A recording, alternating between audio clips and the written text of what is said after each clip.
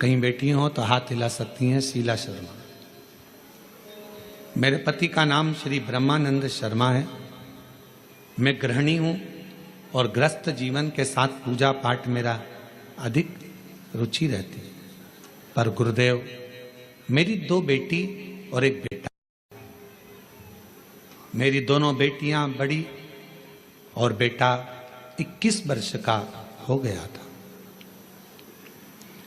21 साल का बेटा अच्छी पढ़ाई कर रहा था, बहुत अच्छा था, पर एकदम उसको बुखार आया, संभल नहीं पाए और बुखार आते ही हम डॉक्टर को दिखाए। दिखाने के बाद डॉक्टर ने हमें बड़े हॉस्पिटल भेज दिया, पर बुखार उसके सिर पर चढ़ गया और वो 21 साल का लड़का मर गया। गुरुदेव, 21 वर्ष की अवस्था में मेरा बेटा चले गया। पागल जैसी मैं हो गई। कई लोग, समाज के लोग आड़ा टेढ़ा कहते, सब लोगों ने पूजन पाठ बंद कर दिया, सब अपशब्द कहते, ताना देते। बेटे के वियोग में मेरा परिवार पूरा टूट गया था, क्योंकि एक ही लड़का था। अब किसी ने कहा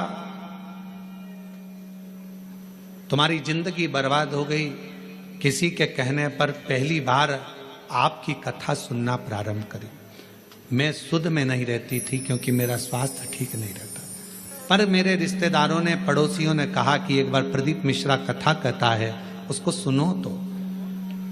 गुरुजी, मैं आपको नहीं जानती थी, पर पहली बार कथा सुनी और बाबा से बस टीवी के सामने बैठकर मैंने इतना ही कहा कि डॉक्टर अब बोल रहे हैं कि मैं मां नहीं बन सकती, क्योंकि ना तो मैं मां अब बन पाऊंगी, शादी को 24-25 साल हो गए, अब कैसे मां बनूंगी। फिर भी बाबा से प्रार्थना करी, बाबा डॉक्टर के हिसाब से मैं मां नहीं बन सकती, पर तेरी कथा सुन रही हूं और वो सियोर वाला महाराज कहता है कि दिल से मांगोगे तो सब कुछ देगा। मुझे मुझे मुझे संतान दे दीजिए, मेरा पुत्र मुझे वापस दे दो।